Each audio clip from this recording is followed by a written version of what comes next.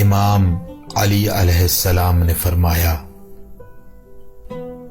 ان لوگوں میں نہ ہو جانا جو عمل کے بغیر آخرت کی امید رکھتے ہیں،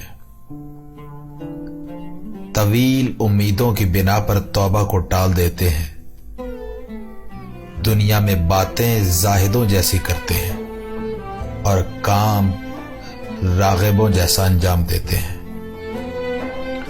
کچھ مل جاتا ہے تو سیر نہیں ہوتے، اور نہیں ملتا تو قناعت نہیں کرتے۔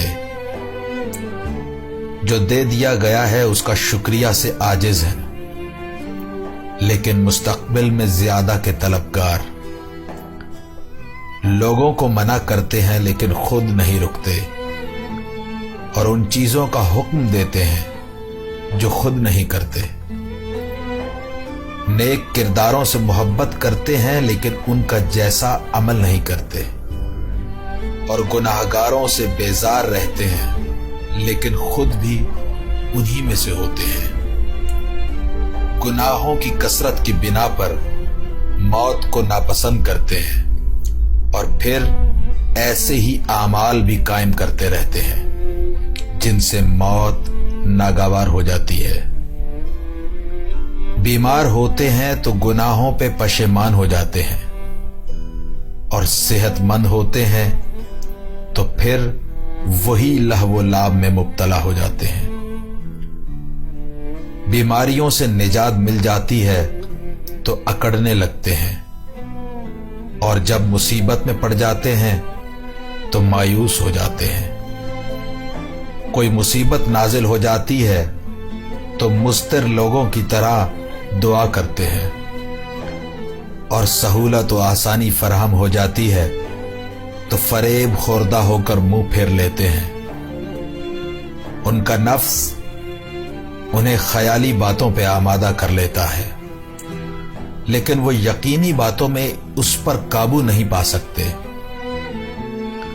دوسروں کے بارے میں اپنے سے چھوٹے گناہ سے بھی خوفزدہ رہتے ہیں، اور اپنے لیے اعمال سے زیادہ جزا کی امید رکھتے ہیں۔ مالدار ہو جاتے ہیں تو مغرور مبتلا فتنہ ہو جاتے ہیں، اور غربت زدہ ہو جاتے ہیں تو مایوس اور سست ہو جاتے ہیں۔ عمل میں کوتاہی کرتے ہیں اور سوال میں مبالغہ۔ خواہش نفس سامنے آ جاتی ہے تو گناہ فوراً کر لیتے ہیں اور توبہ کو ٹال دیتے ہیں۔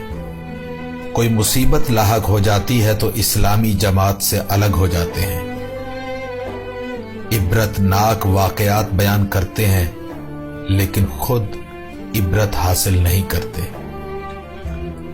نصیحت میں مبالغہ سے کام لیتے ہیں لیکن خود نصیحت نہیں حاصل کرتے۔